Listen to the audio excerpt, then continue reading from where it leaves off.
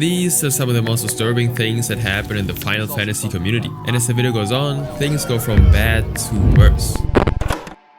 It was 2019. Final Fantasy XIV has become one of the most popular online games in the world, with a community of around 16 million registered users. One of the members of this ever-expanding Final Fantasy community was an unnamed 38-year-old office worker from Chiyoda Ward, Tokyo. We will call him Matt. Matt, like other gamers, used the platform not only for gameplay but also for social interaction, since Final Fantasy XIV is a massive multiplayer online role-playing game, or MMORPG. It allows players to create characters and interact with others in a shared virtual world. Players can communicate through in-game chat, complete quests together, 容疑者は3月20日頃から5月16日頃ゲームで知り合った。 and they often connect beyond the game to external platforms such as X and Line, which is a Japanese messaging platform. So in 2019, while playing Final Fantasy XIV, Matt met another player, a 28-year-old woman who was reportedly from Terumi Ward in Kobe, Hyogo Prefecture in Japan. We'll call her Jane. Matt and Jane became friends through the game and began chatting regularly, first through the in-game chat system, but then also online and X. However, in early 2023, Jane decided to end contact. They had a fallout and she blocked him in the game. Now usually when you block someone, it makes you invisible to them online. However, in Jane's case, this is not what happened. Matt was still able to send her messages by creating new characters and using alternate accounts. On top of that, he could keep following her around in the game, always knowing where she was, even after being blocked. Now this exposed a huge flaw in the game's blacklisting feature, because at the time, Final Fantasy XIV's blacklist system didn't fully hide blocked players. This meant a blocked player could still appear nearby in the game world, join the same areas, and track where the other player was. Not only that, but Matt also continued harassing Jane through Line and X. これまでのやり取りを家族に言いますよ。などと要求するメッセージを計22回にわたって送った疑い。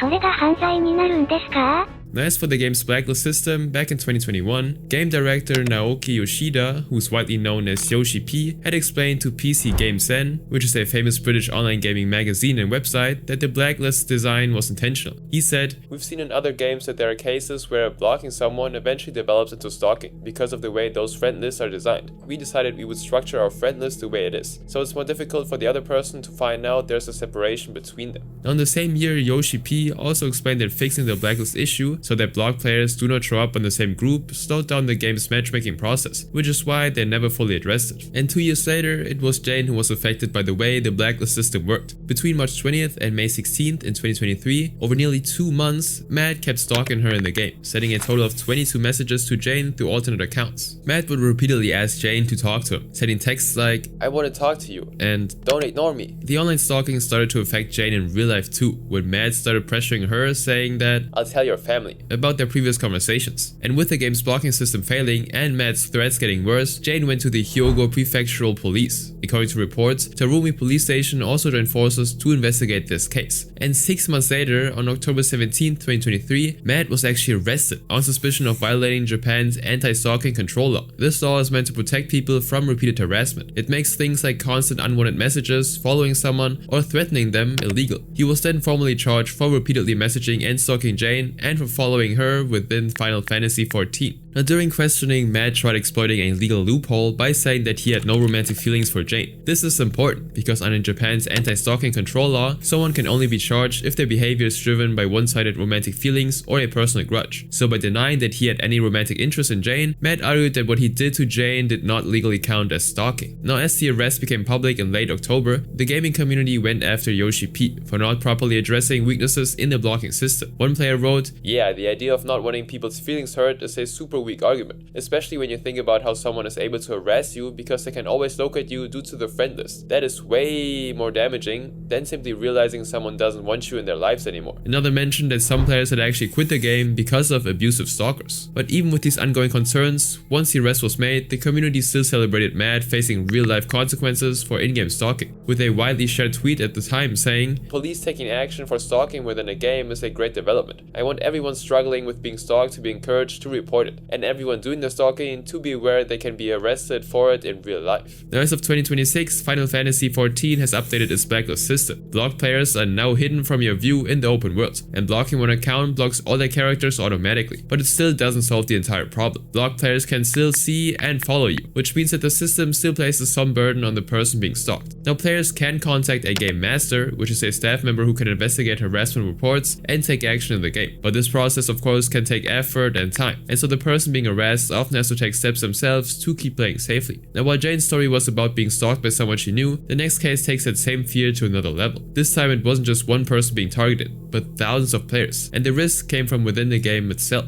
Who would use this? And that's the thing, is like, what would you use a plugin like this for outside of stalking? I do not know. Final Fantasy XIV players aren't strangers to mods, which are third-party tools that improve the game experience. Mods are custom content created for a game by players. They can be something small like a new weapon skin or a character model, or something much bigger like a custom map, a whole new game mode, or an entirely new set of rules that changes how the game is played. Officially, Square Enix, the company behind Final Fantasy, doesn't allow mods, but in reality many players still use them quietly, almost like an open secret in the community. Now while a lot of mods are harmless, they can still be risky because they're made by third parties. That means the game developers don't control them, and they can't really predict how they'll behave or how they might affect the game or player data. And in a game where harassment has already been an ongoing issue for years, that risk becomes even more serious. However, this risk has never been bigger than in the middle of 2024, when a mod called Player Scope appeared and caused a major controversy about player safety in the community. Player Scope was basically a plugin that collected and pulled information about players from the game and stored it in one place. It was created by a developer who went by the name General. In a post on Discord, he said the mod was initially meant for personal use and a small group of friends, but once someone found it on GitHub and shared it on Reddit, it spread quickly and became available to a much larger number of players. Ironically, the reason PlayerScope was able to collect all this data was because of how it interacted with a new system the game had introduced to reduce harassment and stalking. In July 2024, Square Enix had introduced an account-wide blacklist system to help protect players. The idea was simple: if you blocked someone in the game, all of the characters would be blocked automatically, like already mentioned. And to make this work, the game linked characters to the same account using hidden IDs in the background. Now when the changes were made, players immediately raised red flags, warning that while the new system helped block all potential IDs from harassers, it also made it possible to track alternate IDs for any player and collect user data without consent. In a post on Reddit, a Final Fantasy user wrote at the time, "One could make a tool that would log account IDs and match them with character names. With this database, it's obviously possible to figure out all characters if they were ever online. And one doesn't even need a paid account. A free trial can just be searching all day long, logging everyone. One could also crowdsource such a database and sell access to it. It's only a matter of time until that happens." And that is exactly what PlayerScope did as soon as the blacklist system was updated. The mod took advantage of these hidden links and turned them into visible connections, letting users see and connect all alternate accounts of a single player. So if someone used that information with bad intentions, they could track a player across multiple accounts, even if the player tried to switch identities or play on alts. That's why it raised serious concerns about stalking and harassment, because it made it much easier for someone to repeatedly find and target the same player online. Now while the initial warnings weren't taken very seriously, by early 2025, the situation had turned into a full community controversy. Gaming discussions and news coverage revealed just how big of a threat the mod had become to user data in the game. One member of the Final Fantasy XIV community on Reddit even wrote, "Oof, that sounds like a stalker's wet dream. Making alt was the only advice I saw that was effective at getting away from stalkers. And now that's dead, most plugins only affect the user, but this has some potential to be genuinely awful." A January 2025 article from The Gamer also highlighted the potential dangers of the plugin, explaining how it could also reveal details about a player's in-game activity, including when they logged in and how often they played. In the same month, the online gaming magazine PC Game Zen reported that they'd received disturbing images, which they chose not to share in order to protect the players' identities. The images showed account data from female streamers, which was taken using PlayerScope. The account information was posted in abusive polls on Discord. There, users voted on whether they would subject these women to intimate violence or gun-related attacks. In only a few months, PlayerScope had linked data connected to approximately 700,000 to 800,000 player accounts, and by 2025, it had widely become known as the Stalker plugin. Another reason why the mod was so controversial was that there was no proper way to opt out. Players who wanted their data removed had to join a private Discord server and manually request it to be deleted, and users were obviously very unhappy about that. As the Stalker plugin gained more attention, a free login campaign for the game started in February 2025. A free login campaign is basically a limited time event where players who already own the game but don't have an active subscription can just log in and play for free. Sometimes even inactive accounts get temporary access too, without paying anything. Now it's basically the game's way of letting old players come back and try it again for a while, bringing in both new and returning players. And with so many new and old players becoming active, their accounts and in-game data were also potentially exposed to the risks the plugin created. created. Now things got so heated that game director Yoshi P responded publicly to the plugin in early 2025, warning that legal action could be taken if the mod wasn't deleted. The tool is being used to display a segment of an FF14 character's internal account ID, which is then used in an attempt to further correlate information on other characters on the same FF14 service account, said Yoshi in a statement. Now while he didn't name Periscope specifically, he added, "The development and operations teams are aware of the situation and the concerns being raised by the community, and are discussing the following options: requesting that the tool in question be removed and deleted, and pursuing legal action." The reason Yoshi P asked for the mods to be deleted was because the moderations team couldn't just remove a tool like that so easily. Periscope's code was open, which meant that anyone could copy it and re-upload it to different repositories, which basically are online spaces where code is stored. So even if one version was taken down, there was no guarantee it was gone for good. And all the discussion around deleting Periscope ended up bringing another tool in Spotlight called Delamod, which is a plugin manager that lets players install and run third-party tools inside the game. Now it does have its own rules and moderation, but it also allows custom plugin sources. This means that even if a tool is removed from one place, it can still show up again somewhere else in the community. In a statement in January 2025, the people who run Delamod, called Delamod maintainers, released a statement that these issues were because of the blacklist update in the game from the previous year. This entire situation is a side effect of the blacklist changes introduced in Dawntrail, and a tool to extract and track account IDs was an inevitable development and was not restricted to the plugin ecosystem. We encourage players to leverage the blacklist and report features in-game if they have concerns about stalking or harassment. Now for the next 5 months, the Final Fantasy community actually kept discussing Periscope's data breach. And then in June of 2025, a message posted on the Periscope developers Discord came as a pleasant surprise for the worried community members. In that message, General announced, "Due to a formal cease and desist notice I received, I've made the decision to permanently shut down the Periscope project and all of its supporting infrastructure." He then added,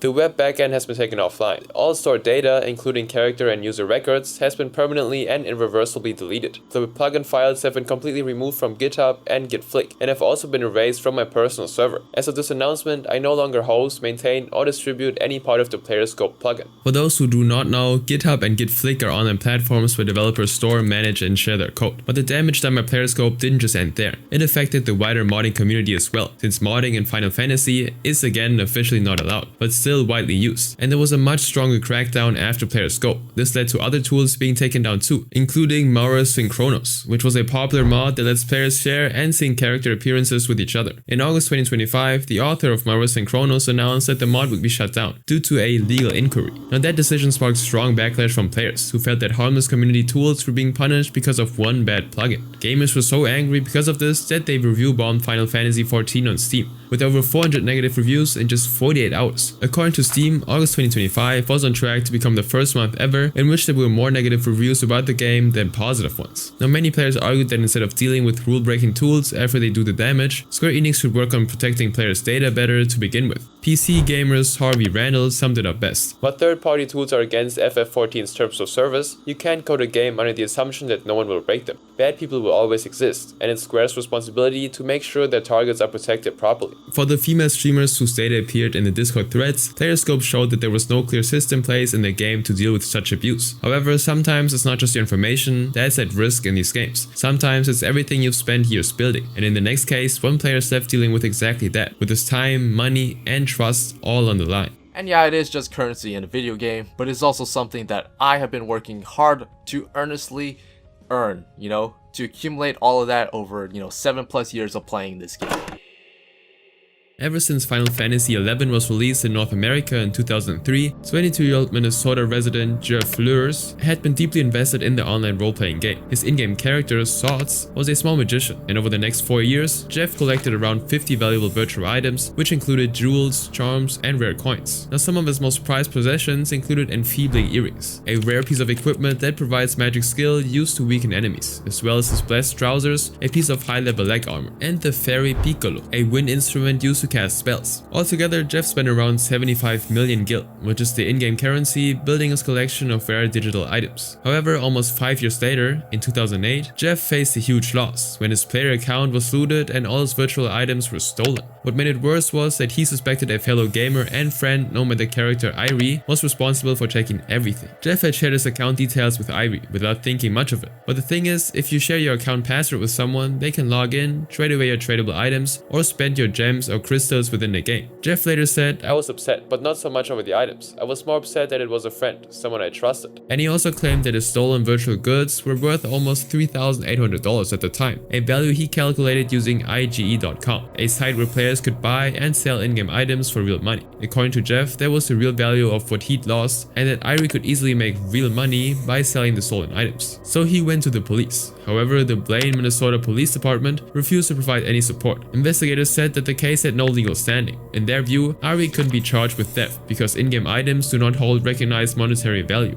But Jeff did not agree with this, and for him, this wasn't just a game, but years of time and effort. He said, "The people I play with have spent years of their life getting it. This is their hobby. Some people build model planes, some build rockets. This is just what we do." Now discussing the case, Aaron Herzog from the Blaine Police Department said, "We cannot validate any actual dollar loss. Jeff understands that and knows it." Now, even though the case was dismissed, it pointed to something bigger. At the time, it was estimated that around 30 million gamers from all around the world were spending about $2 billion every year on virtual goods. And if you counted all that as real money, this in total would have been around $28 billion. But it all comes back to one question. How real are these items when you start giving them real-world value? The argument is that these items are nothing more than lines of code. And yes, stealing code can fall under copyright law, but Jeff didn't create it, and he wasn't actually getting anything in the real world from it, because without the game's servers, those items don't really have any real-world value at all. However, at the time, Jeff wasn't the only one who disagreed with how the law treated stolen digital property. Speaking about the case, Joshua Fairfield, an associate professor of law at Washington and Lee University, said, "What happened here is somebody stole almost 4,000 and got away cold." In fact, he believed a big reason cases like this weren't taken seriously was because Jeff was just one gamer, not a large corporation. "The first time IBM loses $10 million,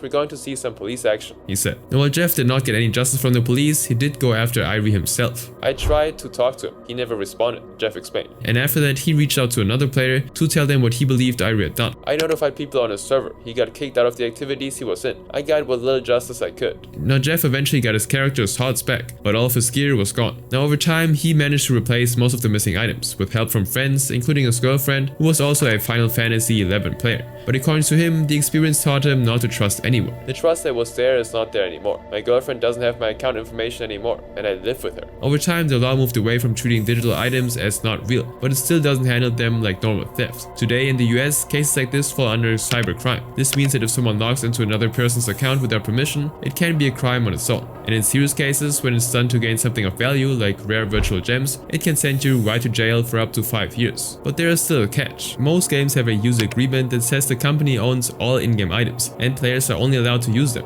Because of this, courts are still hesitant to treat these items as personal property. In the case of Final Fantasy XI, Square Enix makes this very clear. Their user agreement states, "You acquire no ownership or property rights in any character or other in-game virtual good, and are only licensed to use such characters and assets associated with your Final Fantasy XI service account, subject to the conditions set forth in the agreements. You agree that your Final Fantasy XI service account and any virtual goods and characters do not have any monetary value." So even though cases like Jeff prove these items have real value, the law still hasn't caught up yet. Jeff lost thousands and couldn't get the law to care. The next person made millions and worked for the company he stole from. Actually, one of the creators of Sonic the Hedgehog was arrested.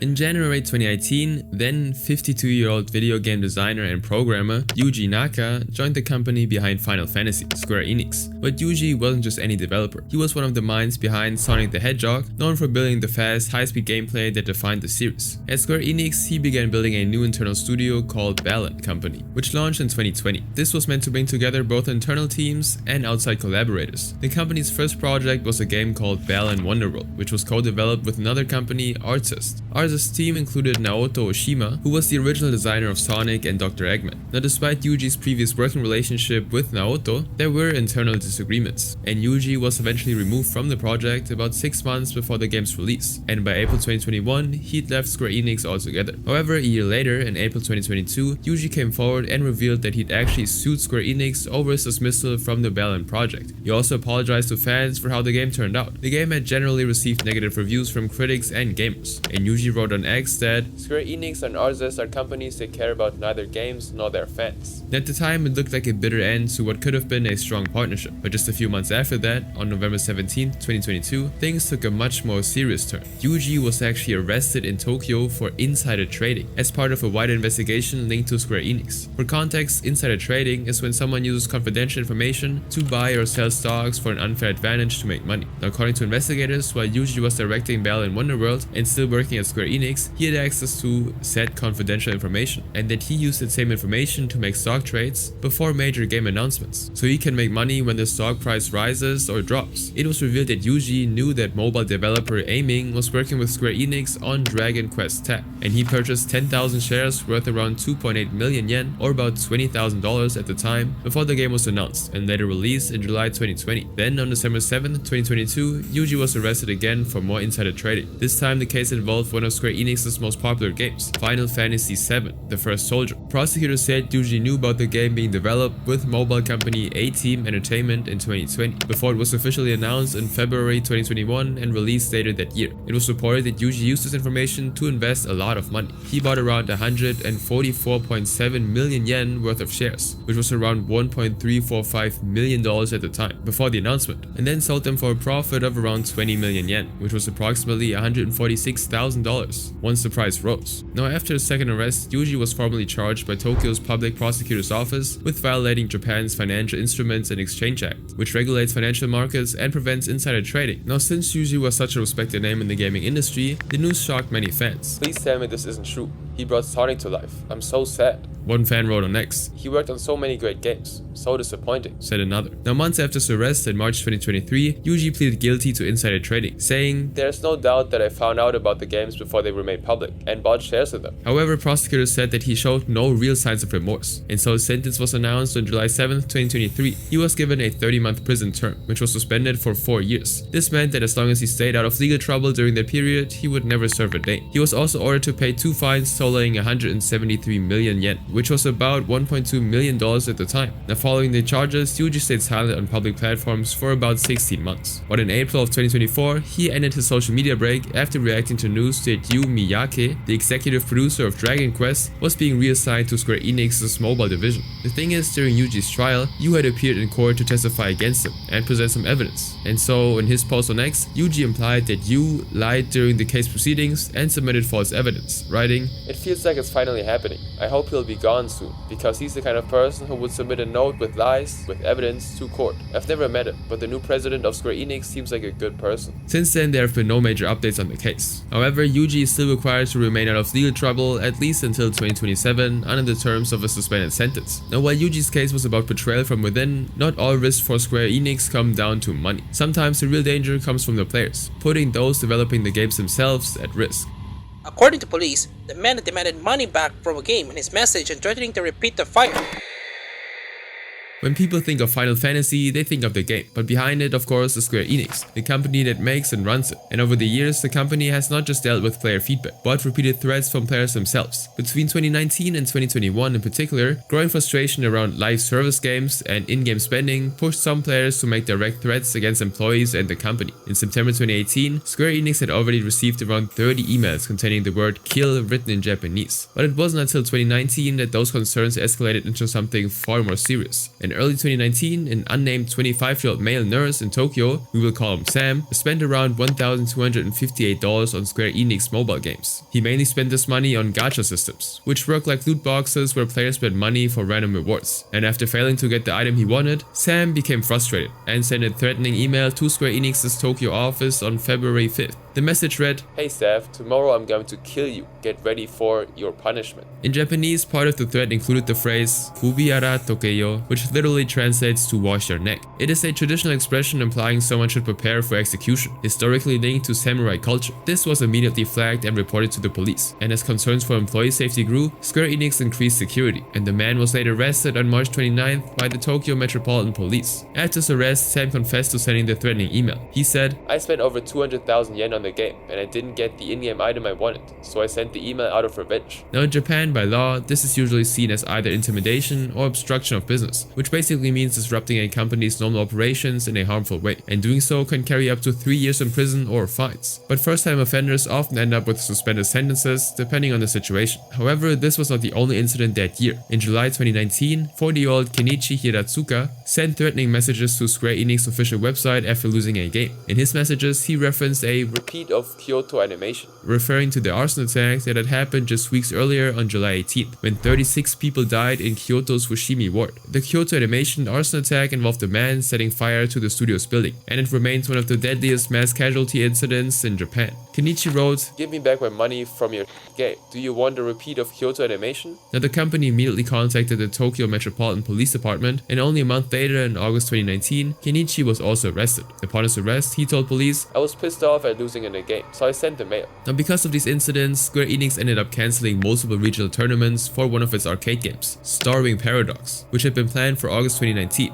Events in Tokyo, Yokohama, Nagoya, and Fukuoka were all cancelled because the company couldn't guarantee staff safety. And at the time, Square Enix also released a statement saying, "From last week until yesterday, there were several killing notices to the Starwing Paradox management team. In response to this, we consulted with the police on the premise of submitting a damage report, and after careful discussions with relevant parties, we will give top priority to customer safety and take the above measures." Now, despite the 2 public arrests for serious threats made against the company in 2019, another case followed in late 2020. Between November 2nd and 19th, threatening messages flooded the inquiry form for Dragon Quest of the Stars, which is a Square Enix mobile game. In the many threatening messages sent on the website, one of them read, "I will seriously kill you cheating developers." Now the repeated threats even led the company to cancel a scheduled live broadcast for Dragon Quest of the Stars that was set to take place on November 20th. However, it was months before police were able to find the person who had sent these death threats to company employees. In early 2021, they were finally able to trace the sender through their IP address, and in February, the man responsible for these threats, 39-year-old Toshiyuki Kan, was arrested in Saitama Prefecture. He admitted sending the messages saying, "I couldn't win and was feeling frustrated and got emotional." Now, game users bashed Toshiyuki upon his arrest, with one saying, "Thanks to guys like this, gamers are labeled as crazy and evil. If you're getting that mad at entertainment, then you're not using it right." Now, even though Square Enix went to the police when such threats from players put their employees in danger, the biggest change in their policy came later. On January 10th, 2025, the company introduced a group customer harassment policy, clearly defining what constitutes threats, intimidation, and harassment. The policy in part reads, "Should Square Enix determine that an individual has engaged in an action against one of our employees or partners that exceeds socially acceptable behavior or is harmful, we reserve our right to cease providing support services or to refrain from providing our group's products and services. Where such action is egregious or with malicious intent, Square Enix reserves its right to protect its employees and partners and to take legal action or criminal proceedings upon consulting the police and/or lawyers." Now, the players in this case showed just how far they can go over games meant for simple entertainment. But in the next case, the backlash against a new release became much bigger than the game itself and crossed a line that should never be crossed.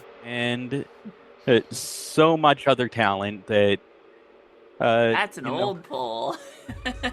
Yeah, I was actually just listening to that at When the Final Fantasy XIV Dawn Trail expansion was released in July 2024, it received mixed reviews from players on Steam, and much of the criticism focused on its central character, Wook Lamont. Wook is the third promise, who is the youngest adopted daughter of the current ruler of Terrell, the continent where the game takes place. Now, while some fans enjoyed the game, others felt that because of how central Wook's character is, the pacing fell off, and other characters took a backseat. The criticism at first was just about the game, but it soon became more personal, with upset players targeting the English voice actor for Wook's character, a trans woman named Sina Breyer. Some players said that Wook was a fine character, but the story overuses her. Others just didn't like the way Sina voiced her. One infamous line came from the end of the game, when Wook says, "Sphene, listen to me," to the main character. And players ridiculed its delivery so much that it turned into a meme in the community.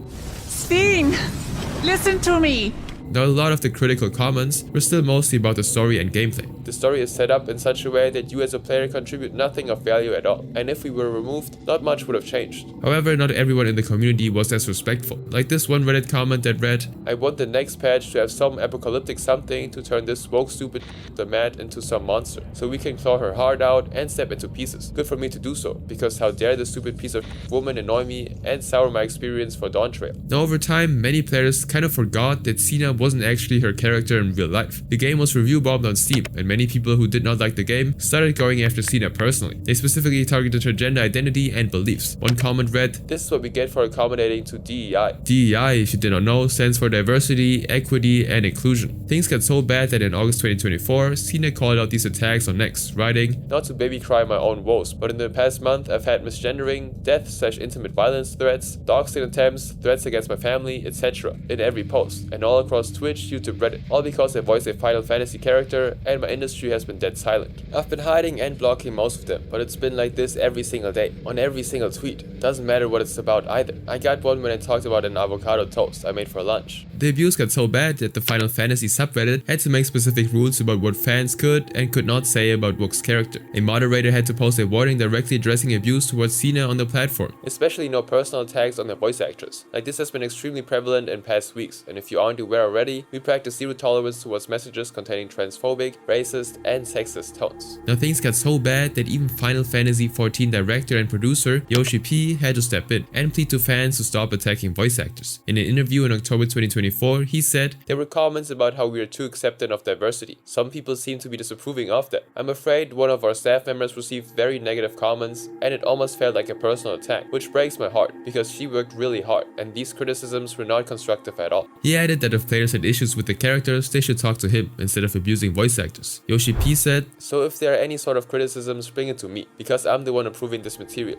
I want to iterate that. Please refrain from personal attacks against our staff." Now the abuse towards Cena eventually led Square Enix to publish a new policy on harassment towards its employees and partners in January 2025, the Group Customer Harassment Policy. Now as for Cena, she later revealed that in November 2025, Yoshi P had personally reached out to her following the abuse in 2024. She shared that she raised some concerns with Square Enix soon after the Dawn Trail release. At the time she warned them, "There's a narrative they're trying to push, and they're saying things about you as well." Now the studio told her that they were on the case, but it was only later that she spoke directly to Yoshi P. Now during the 2025 Anime Expo in Los Angeles, Cena finally met him in person. "I did meet Yoshi P for the first time. We arranged a meeting, and he was like, 'I want to apologize on behalf of the team for what happened to you.' He was very kind, and we had a very kind little talk about it." Now despite everything she went through, Cena said she doesn't regret taking the role. "The bad things that have happened have been outnumbered 200 to 1, confirming how many fans actually supported her during the backlash. However, she also shared a bigger concern. "I've heard people say things like, 'I don't know if I want to do voice acting because of what happened to Cena. This is the last thing I want to hear an up-and-coming voice actress say.'" Now Cena's experience shows how easily some players can start mixing up what's part of the game and what's real.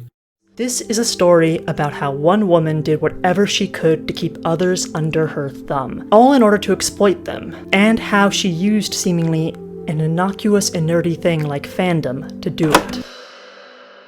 In 2001, a small apartment in State College, Pennsylvania became home to a group of dedicated Final Fantasy VII fans. Over the next few years, what happened inside that apartment would gain almost legendary status online. It would come to be known as the FF7 house, and at the center of it all was a woman in her early 20s, Jennifer Cornett. Jennifer had a difficult childhood. She had to go through her parents' divorce and was sent to a behavioral boarding school called Cross Creek Manor in Utah as a teenager. The school was part of the troubled teen industry, and former students have described it as strict and abusive. It was there that she met another girl, Melissa, who goes by the name Mila, who was around the same age as Jennifer at the time and believed she was a space alien. But little did Mila know that her one and only friend from that boarding school would one day destroy her life. After turning 18, Jennifer could no longer stay at the facility since she was legally an adult, and she began living with her mother in Oregon, and she gradually lost contact with Mila. During this time, Jennifer became deeply involved in online communities, creating a name for herself as one of the most dedicated Final Fantasy VII fans. In the late 1990s and early 2000s, she was active on fan forums, including the Eyes on FF forums, which were popular online spaces dedicated to Final Fantasy VII fans. Now, Jennifer described herself as someone who wasn't just an average human being. In a now deleted entry, she wrote that she could rehabilitate vampires and assist in spiritual awakenings. She also claimed, "God talks to me, tells me that the end of the world is at hand," and said she was married to Metatron and the physical embodiment of the angel Uriel. Now, at the same time, another member of the community, Theo, who was in their late teens to early 20s at the time, had built a name for themselves in the fandom. They became famous for writing fanfiction and creating fan art about a lesser known villain from the game, Hojo. Now, by 1999, Theo had made made many friends in the fandom who shared the same interests. One of them was Jack, a transgender man in his early 20s, but at the time Jack was still being referred to as a woman by the group. Now Jack ran a Hojo fan site called hojo.org, where he hosted Theo's fanfiction and art, and both of them would soon cross paths with Jennifer and become best friends, something they'd regret for the rest of their lives. Besides Theo and Jack, there was another person in the group at the time, named Eris, who was in her late teens to early 20s. While her real name is unknown, she used the name Eris based on the female healer character from Final Fantasy. Eris believed in soul bonding, which meant she believed people could share a soul with fictional characters. Now Jennifer also had similar beliefs, however she was much more extreme. She claimed that gaming fans she knew were actually reincarnations of Final Fantasy VII characters from past lives, and all of them should behave according to the script of the game in real life too. And around 2000, Jennifer became obsessed with these beliefs and joined the Hojo fandom subgroup after reading Theo's fanfiction. She reached out under her Final Fantasy villain character name Genova and became friends with both Jack and Eris. In December 2000, Jennifer met a young man named Nathan, or Nate, a Final Fantasy fan on the Ice on FF forums. Now she was a few years older than him, and over time, their online friendship turned into a romantic one. During this period, Jennifer introduced him to her soul bonding beliefs and wanted him to take them seriously. She also repeatedly asked him to come visit her in person. So in 2001, Nate finally traveled to Oregon to meet her. Now according to Nate's later account, that visit was the moment he truly realized how extreme her beliefs about soul bonding and reincarnation actually were. And during this day, he noticed something else too, that Jennifer had grown very close to Jack. She called him Hojo because in the beginning she thought that he'd written the fanfiction instead of Theo. Now her first target was actually Theo, but then they found her beliefs too intense, and so she shifted her attention back to Jack, and the two quickly grew close. Although Theo didn't originally believe in soul bonding, they were flattered by how much Jennifer loved their work, and according to them, Jennifer had even sent emails early on saying how much she admired the fanfic. Now over time she became good friends with Theo and Jack, and this helped her become an important part of their group. Now meanwhile, things between Jennifer and Nate started to fall apart. He didn't fully accept her beliefs about reincarnation and soul bonding, and by 2001 she ended their relationship. Nate later said she simply lost interest in him, explaining, "Like it was right from kind of that point, like I'm no longer interested in this guy because he doesn't believe in my crazy soul bonding adventures." Now the same year she left her mother's house in Oregon and traveled to State College, Pennsylvania, to live with Jack in an apartment, who was a student there in 2001, and the two started showing interest in one another.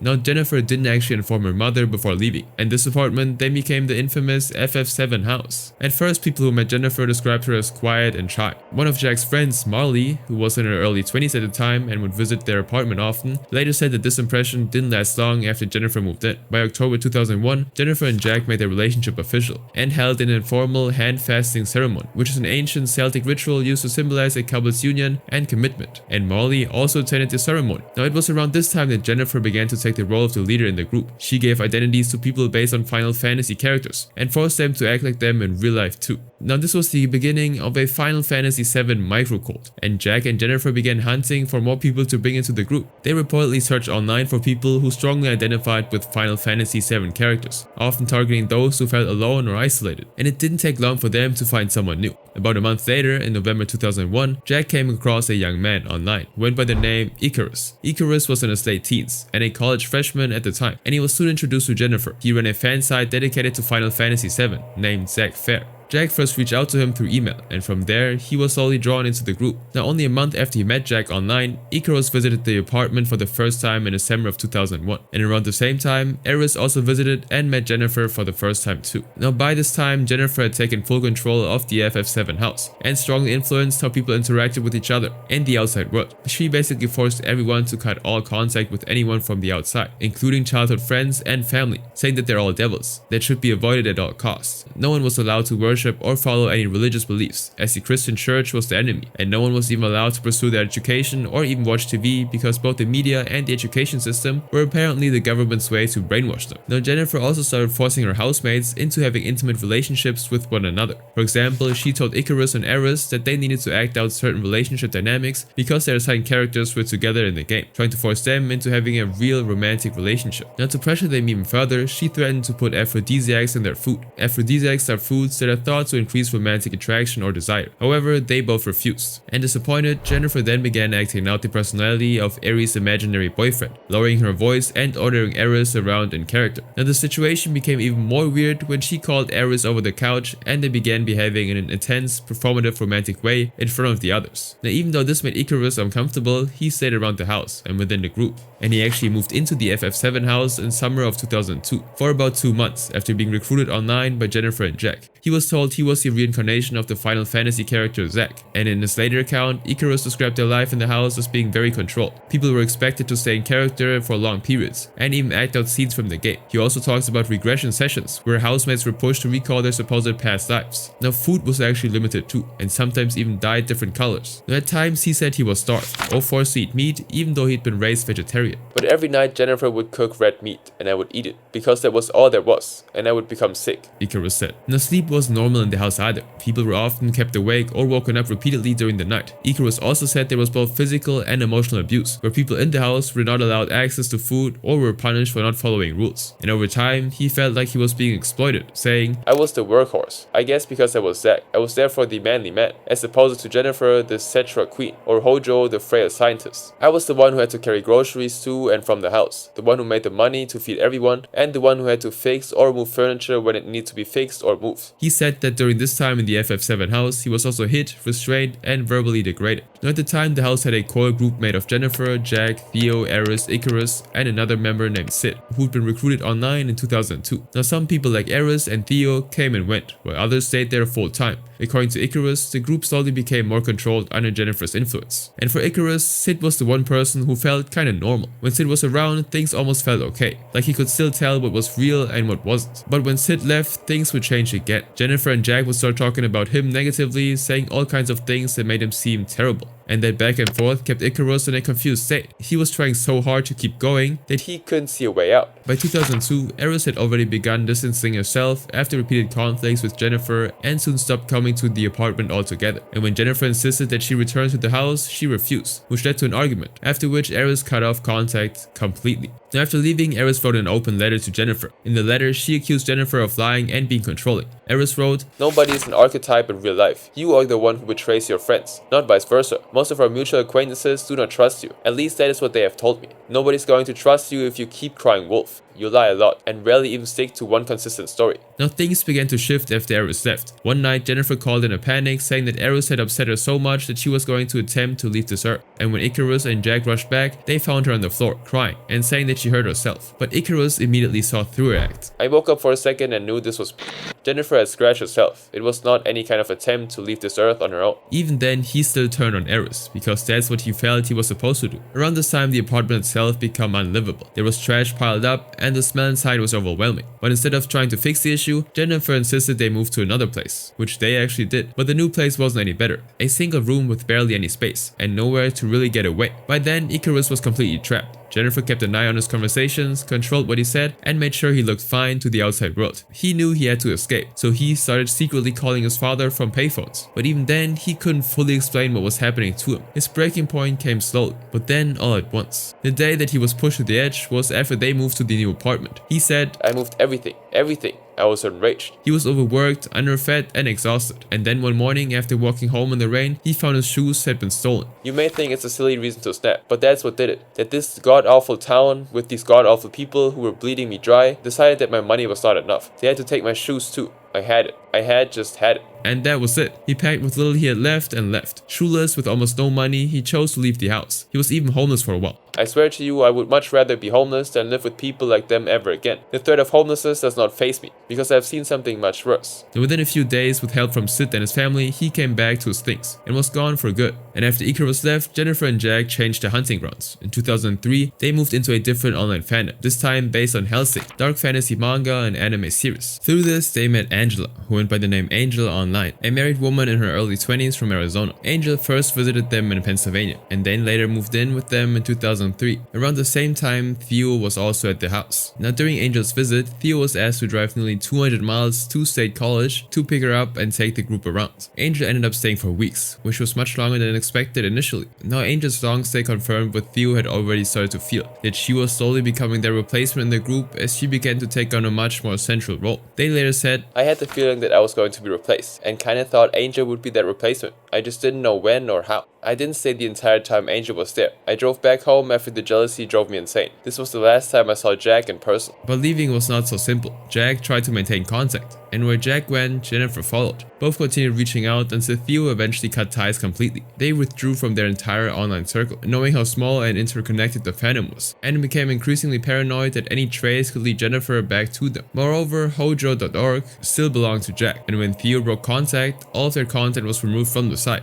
Everything that I'd been using to artificially enhance my self-worth was absolutely gone. Theo was eventually admitted to a psychiatric ward in 2004, after their mother put her foot down and completely stopped their internet access. Afterward, Theo spoke to Jack online, but decided not to stay in contact while Jennifer was still with him. Theo said, "I didn't have the heart to tell Jack at the time, but it signaled to me that I should not talk or try to be close until Jennifer was no longer living with him." Also in 2003, a man named Elliot, who was in his early 20s, from the Helsing fandom, became involved with the group. He'd been told he could eventually move to Arizona with Angel, but was first invited to stay in Pennsylvania at the FF7 house. Now what was supposed to be a short visit turned into about a month. And during that time, Elliot saw Jack and Jennifer verbally fighting with each other all the time. And after these arguments, Jennifer would often say that she was only acting that way because she was in character. He also said that Jack and Jennifer would fight about money, where Jack would ask her to stop spending money so they could buy things they needed. One time Elliot was locked out for the night and had to sleep in his car. And after about a month, he realized that Angel wasn't going to fulfill her promises of helping him to move to Arizona. Even his health started to get affected, and he lost 40 pounds while he lived in the FF7 house. He then asked his brother to send him some money, as he knew that the situation wouldn't improve, and left during the night. Later that year, Jennifer reconnected with Mila,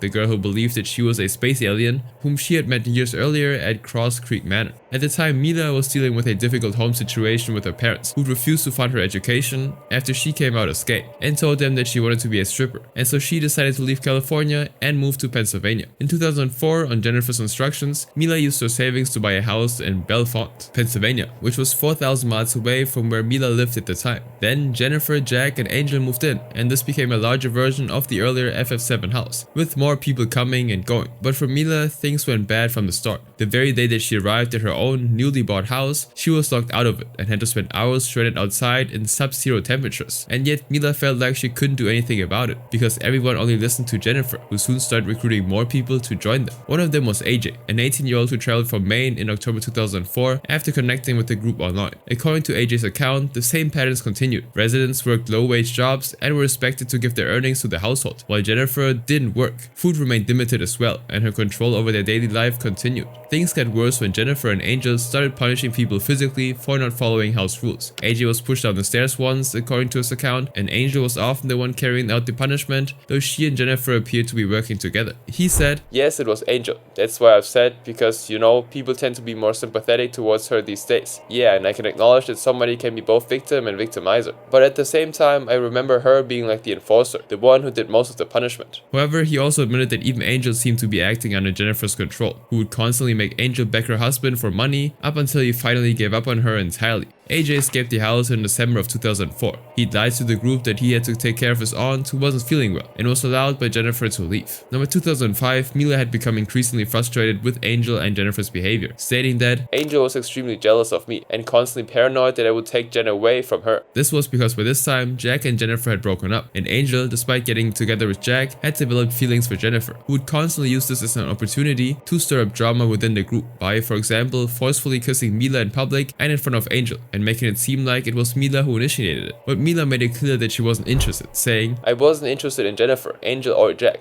All of them were much heavier than I was attracted to. Jennifer was constantly bragging about how much they were all losing weight. I saw no noticeable weight loss the whole time I knew them, but Jennifer was constantly pestering me to tell her about how skinny she was. At 200 pounds, no one is skinny." Now Mila was the one making the most money, and all of it was being used to run the house and pay for the utilities and the bills. And Jennifer would often spend the group's money secretly to buy things for herself, while still being the only one who was actually unemployed. In fact, within the first few months, Jennifer spent around $17,000 to $80,000 from Mila's account, all of which went into things that never left Jennifer's room. Mila even tried to get the group to run a joint business venture in a cold shop named Esoterica Curiosities in Bellefonte, but she was again used by Jennifer and Angel, who had used Mila's money to open the business, but had registered it exclusively under their own names. And later on, the business failed because Jennifer started collecting all the occult stuff for herself instead of selling them, because she now believed that she was the incarnation of death itself, and was now personally responsible for everyone who dies, and could also control the flow of time. and so tired of dreading her money, Mila asked Jennifer, Jack and Angel to leave the house. On Jennifer in particular, Mila said, "Jennifer didn't own a single pair of scissors or a microwave or a toaster or any of those other normal things, but she did have a horrible extensive doll and crystal collection, along with lots of expensive jewelry.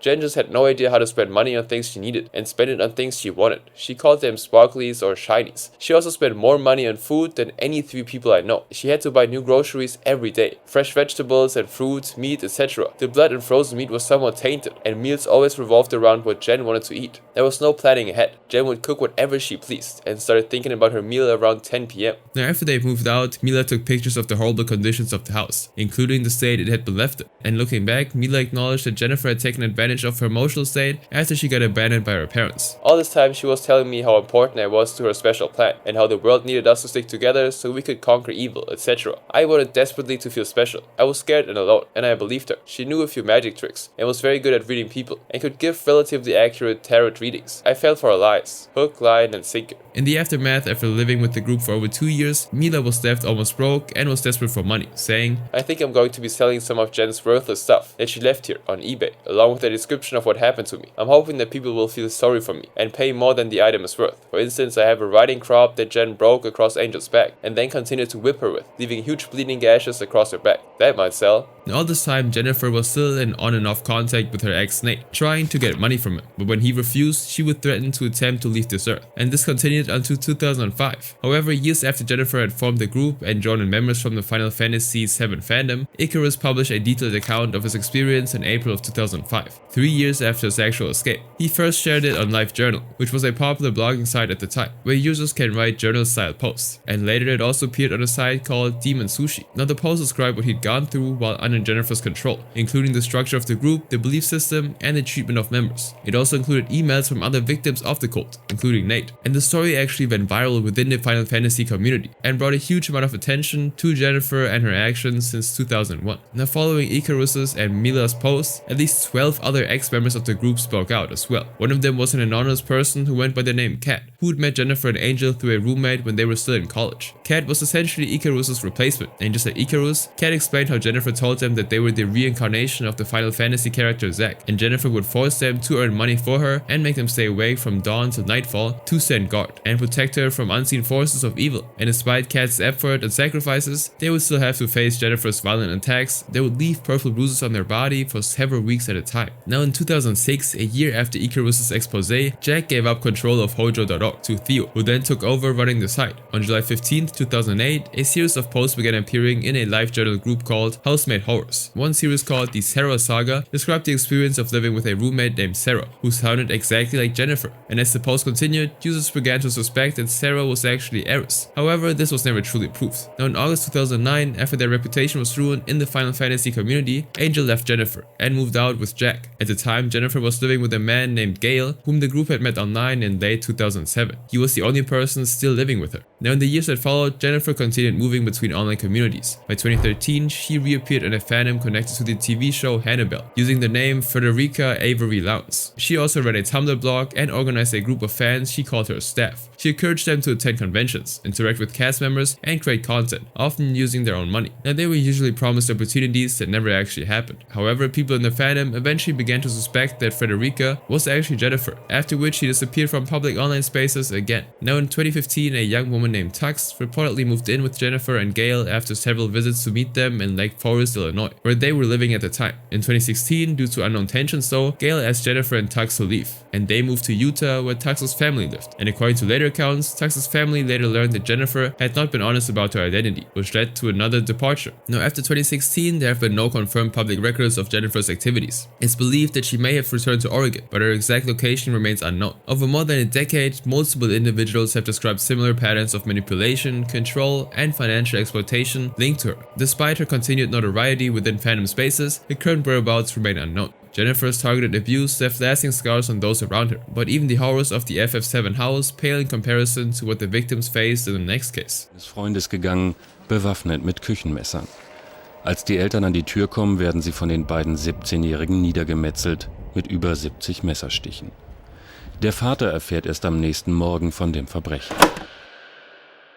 In 2007, a 17-year-old boy named Felix D. from a small German town named Tessen was attending the 11th grade at Elbe Gymnasium in Boysenberg. Felix belonged to a stable family and nothing seemed visibly wrong. According to his father, Karl-Heinz D., Felix grew up in a sheltered environment. He loved nature and had built a treehouse with his friends, a place he still enjoyed spending time in even at this age. He was also considered among the brightest students in his class. Neighbors and his school principal described him as kind and helpful, and none of them could have known that one day Felix would be responsible for one of the most violent crimes committed in the history of their little town. One of Felix's best friends in school was another 17-year-old boy named Torben B., who shared the same interests as him. They both were what students often called computer geeks, who were such skilled programmers that they ran an after-school club called Blitz Basic. In this club, they taught other students how to build basic games. Now, most of their projects were harmless. The only slightly violent game they made was called UFO Attack, where players had to shoot down flying saucers. Even that was not seen as violent in any serious way. Now, despite their skills, both boys were also seen as loners. Classmates usually kept their distance from the overachievers, who spent most of their time in video games and fantasy roleplay. They weren't interested in girls, cars, alcohol, or parties, but instead called each other by made-up names at school, or wrote letters to each other in a secret language during class. Felix in particular had been bullied when he was younger.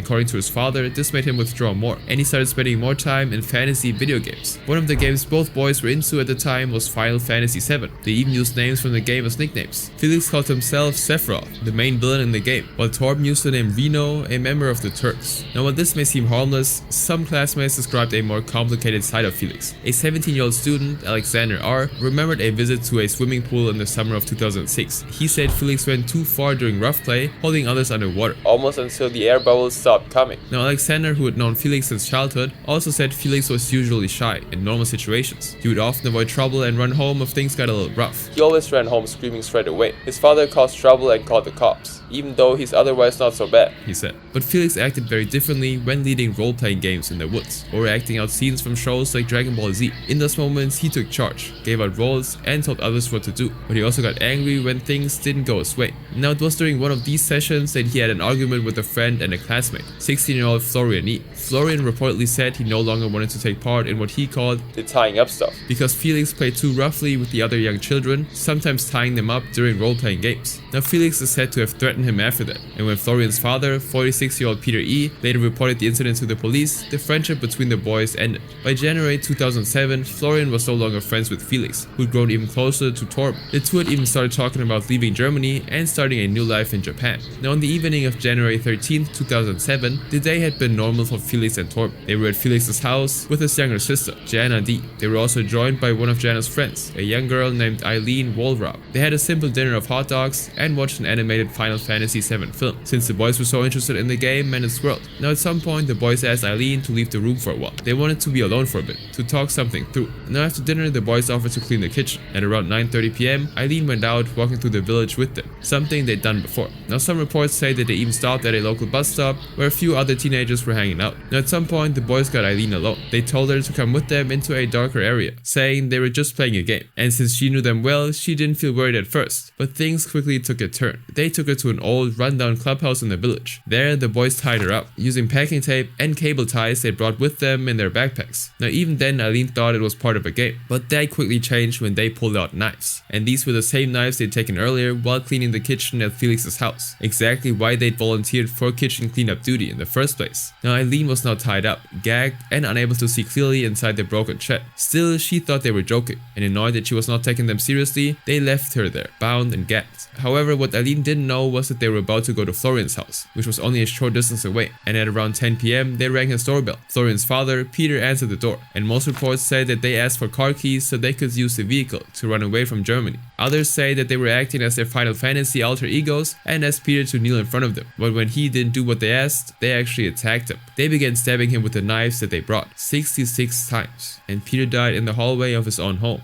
Now, hearing the noise, Peter's wife, 41-year-old Antje E., tried to intervene, but Felix and Torben turned on her as well. She was stabbed more than 60 times as well, and was left unrecognizable. She also had wounds on her arms, showing that she tried to defend herself, but the boys showed her no mercy. Now, as his parents were being attacked, Florian barricaded himself in his room and called the police. Meanwhile, the boys left Antje badly injured and went back to the shed to bring Eileen. Now, she was still bound and blindfolded when they brought her into the house, while Antje was still alive. Now, in front of Eileen, they stabbed barely alive Antje again, shouting, "Do you believe us now? You see, the man is dead." before ultimately killing Antje too. Now unable to get to Florian, the boys force Eileen, still tied, into the victim's Volkswagen Polo and tried to flee, but the attempt was short-lived. They broke through fences and skidded across a meadow before crashing into a parked Ford Fiesta about 328 feet away, and police quickly surrounded the car, ending their escape almost immediately. Now when the officer spoke to them to convince them to get out of the car, Felix said, "I'd rather leave the earth than be killed by those people out there." However, Torben was completely against the idea and he said, "We can't do that." According to Eileen, they didn't seem desperate, and at one point they even talked about how easy it felt to kill someone. One of them said how easy it was to drive the knife. "It went in like yogurt."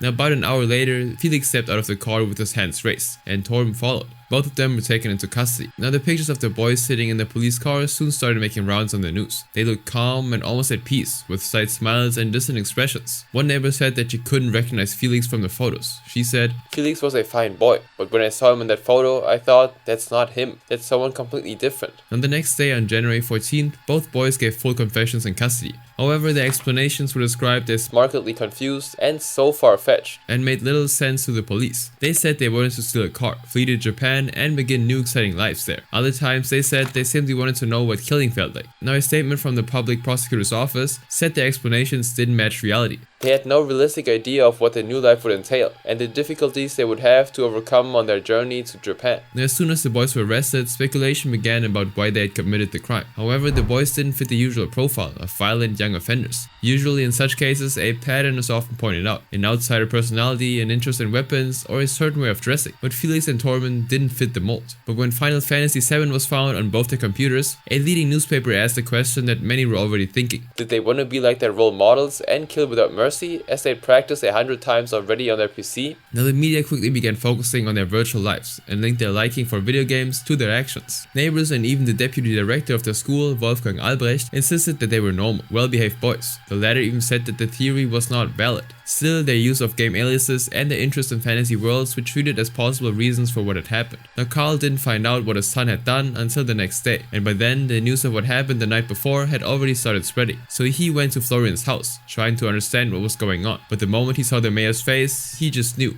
His son was the culprit. "When it dawned on me what he'd done, I wish you were dead," he said. The idea that the crime was linked to Final Fantasy VII spread quickly as well. It became such a strong narrative that lawmakers even began pushing for a ban on video games that show violence against humans. Now on January 18th, Eileen appeared on TV and gave a full account of what happened that night. Her father said that she'd been traumatized and at first refused to speak, but later agreed after some newspapers falsely suggested that she'd been drunk and involved in the crime. Her father said, "It was such a shock to her, she cried uncontrollably." Now around 5 months later, around June and July of 2007, the trial took place at the regional court in Schwerin. Because both defendants were minors, it was held behind closed doors. As a youth proceeding, Felix and Torben were charged with double murder, robbery resulting in death, and hostage taking. And around the same time, Felix's father also gave an interview. He said that while the media had focused on video games, Felix himself had suggested that they made the act feel easier. He said, he's the one who said, when you've killed 1,000 times on the screen, then it wasn't so difficult in real life afterward. As awful as that is. Well, it really is. That's how they behaved even after the act. There are also some records showing that the quotes attributed to Felix say it doesn't feel that difficult to stab someone with a knife. For him, he said, it's similar to a fight. Now during the trial, the defense argued that violent video games and fantasy played a role in the crime. However, experts who examined both boys said that they were fully responsible for their actions and didn't accept that explanation. And so on July 12, 2007, Felix and Torben were convicted on all charges. Each was sentenced to 9 years and 6 months in juvenile detention, close to the legal maximum under German law. In their final statements, both boys apologized. After the trial, Felix's father cleared out his room, knowing that he couldn't return to the town after what happened. Now the town, despite everything, showed support to Felix's family during this time. One neighbor said, the worst thing is that no one saw it coming. There was nothing to indicate this madness. Nothing that would have made you say, that's it maybe. That's what makes it so incomprehensible.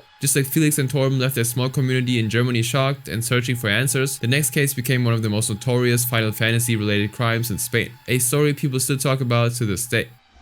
Well, he didn't want to tell me. He showed me his shirt covered in blood. It was the year 2000, and 16-year-old José Rabadan Pardo seemed like any other teenager living in an apartment in Murcia, Spain. He lived with his 51-year-old father, Rafael Rabadan, a truck driver and former amateur boxer, his mother, Mercedes Pardo, who was around 50, and his younger sister, Maria, who had Down syndrome. Now, people who knew José described him as a quiet and polite boy, who mostly kept to himself. Neighbors said his parents spoiled him, often giving him things they could barely afford on Rafael's truck driver's salary, like a computer or different knives and blades blades to add to his blade collection. But little did Raphael know that one day the same computer and knives would become central evidence in one of the most disturbing cases Spain has ever seen. Jose had been interested in martial arts since his early teens. His parents encouraged his interest, and when he was 14, they gave him a 28-inch katana, which is a long, single-edged samurai sword. He also owned a machete as part of his blade collection, but even though Jose was living a comfortable life, something wasn't right. By 1999, he dropped out of school at just 15 years old. His parents were worried and wanted him to have some structure in his life. At one point, he even tried to run away from home, but Raphael stopped him, and while he stayed back, he became more quiet and distant.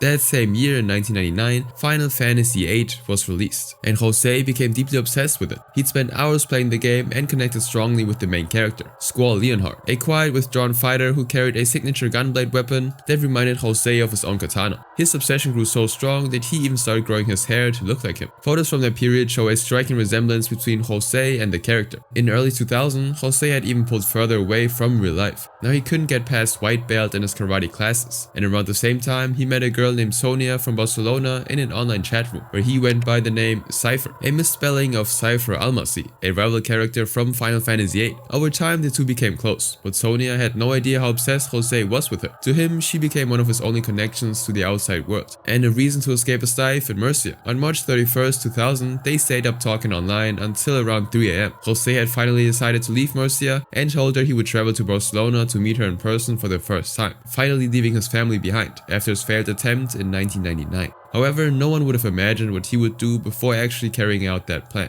On April 1st, 2000, Jose got out of bed around 6:30 AM and picked up the katana he'd slept next to. He could hear Raphael snoring in the next room. Sure that he was asleep, Jose walked into Raphael's room and attacked him with a long blade while he slept. He struck him brutally, at least 5 times. And shocked by the blows, Raphael woke up and tried to protect himself, but Jose kept hitting him several more times, until he was dead. Now all this noise woke Mercedes and Maria up in the next room. Jose then quickly went into the other room and found Mercedes sitting up in bed, staring at her son, with the katana in his hand. As she started to scream for help, Jose struck her with such force that the tip of the blade broke. Now Mercedes tried to defend herself to no avail. By this time, Maria was crying as she watched her brothers strike their mother right in front of her, and as Maria cried, Jose turned to her and struck her multiple times too. Now finding it hard to keep using the broken blade, he went back to his room and came back with a machete from his collection, but by then Maria was already dead. But he noticed that Mercedes was still breathing before striking her a few more times, killing her as well. In total, he struck his family around 90 to 100 times. Now there was blood everywhere, and in a panic, he decided to put the bodies in the bathtub and fill it with water, hoping that the neighbors wouldn't notice what he'd done.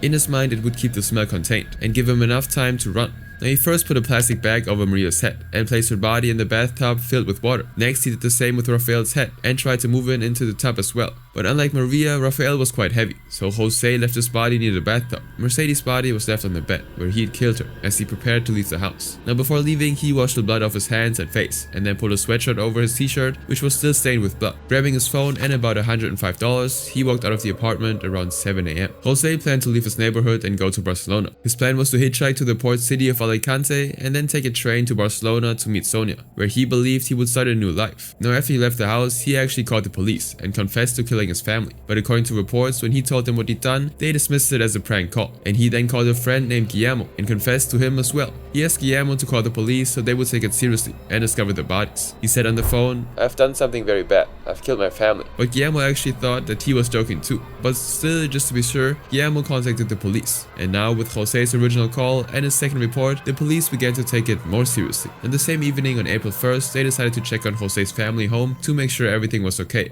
And when they arrived, the blinds were down and the house was locked. Now after speaking to neighbors, some confirmed that they'd heard screams coming from the house early that morning. And Jose's family's bodies were then found after police broke into the house between 5 to 7 PM on April 1st. The scene inside was a bloodbath. Police noticed that Jose was the only family member unaccounted for, and his father's phone was missing as well, enough to make him their immediate person of interest. Now inside the house, police found Jose's broken katana blade and a machete, both covered in blood. He'd left them behind, and after that, it didn't take long for investigators to realize that Jose was most likely the one who'd committed the crime. Now his photos began circulating in the media, but Jose was already far from home, hitchhiking towards Alicante. Now as the search for Jose began, police started going through his room, looking for anything that might help them find him. And when they checked his computer, they found chat logs which revealed his entire plan. He was going to Barcelona to meet Sonia. Now by then, Jose had already reached Alicante. On April 2nd, he met an 18-year-old man named Oliver, Now Oliver didn't actually know who Jose was, so when Jose asked him for help getting to the train station so he could travel to Barcelona, he agreed and let him stay the night at his place. Now the next morning they both went to Alicante train station, and during the trip Jose told Oliver what he'd done and even showed him bloodstains on his t-shirt. However, even Oliver didn't believe him and thought he was joking.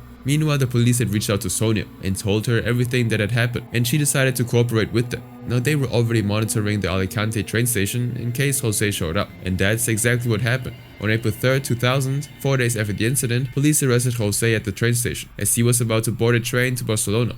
Oliver was also detained at first, but was later released after police confirmed that he had no connection to the crime and had only met Jose the day after. Now Jose immediately confessed to killing his family. According to the police, he was cold and showed little to no emotion. He was taken to the central police station, where his identity was then confirmed, and during the questioning he was asked why he actually killed his parents and his sister, and he said, "I wanted to have a different experience, to be alone, for my parents not to look for me." When asked about Maria, his answer was even more chilling. He said, "What would she have done alone in the world? I killed her so she wouldn't suffer." The news of the family's murders at the hands of their own son and brothers spread quickly across Murcia and the rest of Spain, and media outlets began referring to Jose as the Katana Killer. Now, during the investigation, police found Final Fantasy VIII on his computer, and several reports and publications focused on this very detail, quickly linking the game to the crime, stating that Jose, who'd started to resemble the game's main character, acted because he was emulating his hero, Squall, and rebelling against the power of dictators and oppressors, which were represented by his parents. Now, as the media started linking Jose's brutal crimes to his obsession with Final Fantasy, a clear narrative began to form around him. He was then transferred to an adult prison named Sagoreda Liberda in Murcia. At the time of the murders, the new Minors Law, or Organic Law 5/2000, had been passed, but was not yet in effect. The law changed how crimes committed by minors were handled, focusing more on rehabilitation rather than punishing them. However, since it wasn't fully in place yet, Jose could not be sent to a juvenile facility, despite being only 16 at the time. Now this created a lot of controversy. Instead, he spent around 9 months in the adult prison while waiting for his trial. Now all of Spain waited to hear Jose's sentence, but his trial was surprisingly quick, which really upset the general public because of how brutal the crime was. His defense argued that he was suffering from idiopathic epileptic psychosis, which would have caused him to lose control of his actions. It is a condition when someone can lose touch with reality. Now in simple terms, it can affect how a person thinks and behaves. They might become confused, paranoid, or not fully aware of what they're doing, and in extreme cases, that can lead to harmful actions, with the person not fully understanding or even remembering what happened afterwards. Now 2 psychiatrists, Dr. Garcia Andrade and Dr. Barcia Celorio, told the court that Jose had no control over his acts, and acted in a mixture of confusion and outburst, caused by absurd and fantastical beliefs. They then formally diagnosed him with idiopathic epileptic psychosis, and so on December 22nd, 2000, Jose was sentenced to 8 years, which was the maximum allowed for a 16-year-old at the time. Now the prosecutor for the case, Mercedes Holder, was pissed that Jose got away alive. Now in early 2001, Jose was moved to a juvenile center in Murcia called La Zarza, which focused on therapy, education, and rehabilitation. And later he was transferred to other juvenile facilities, including the Moreras Juvenile Detention Center in Murcia. Now in the first months at Moreras in 2002, Jose actually received many letters from young people who called themselves his fans. He even had visits with one fan, Veronica Jimenez, and planned to marry her.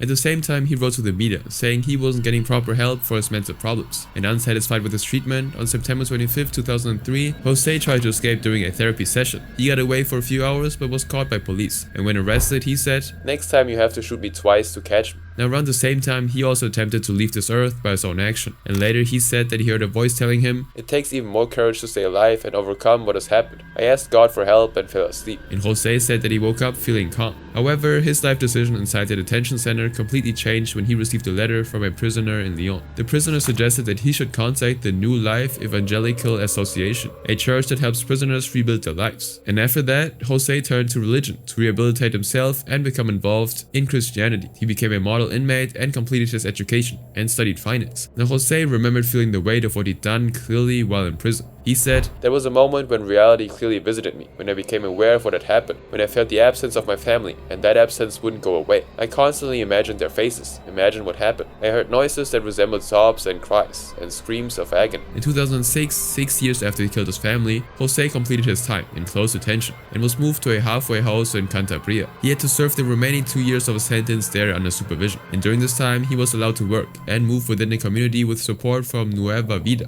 By January 2008, after serving 7 years, 9 months and 1 day, his sentence was officially complete and he was released. Now some years after his release, Jose married a woman named Tania, had a daughter and worked as a stockbroker. That was until 2017 though, when he made a shocking return to the spotlight in a documentary titled Eu Fui o Nascino, El crimen de la katana. In English, the title meant I was a murderer, the katana crime. In the documentary, Jose said that he still did not have a clear explanation for what he'd done. He described his thoughts as birds on his head, saying, if I had known the consequences, I wouldn't have done it. And when talking about the case, he repeated the same argument that his defense team made during the trial. It wasn't me. The sword came down my arm, but it came down on its own. I regretted it from the moment the sword came down, but I don't really remember it. He even became emotional talking about his sister Maria in the documentary. However, Javier Ura, a psychologist and Spain's first children's ombudsman who helped shape the juvenile justice law, didn't buy his explanation or the initial diagnosis about Jose. He said, he explains himself very well, but he doesn't feel it. Now Jose acknowledged how people still see him and said, many will continue to consider me a monster. I came here without having forgiven myself, having the potential to become a murderer, but I opened my heart to God. God has saved me. Now while Jose still does not give a clear answer for what made him kill his entire family in April 2000, the early claims that it was because of Final Fantasy VIII were later debunked. It was found that he hadn't actually finished the game, or even reached the part of the game where Squall goes on a revenge mission.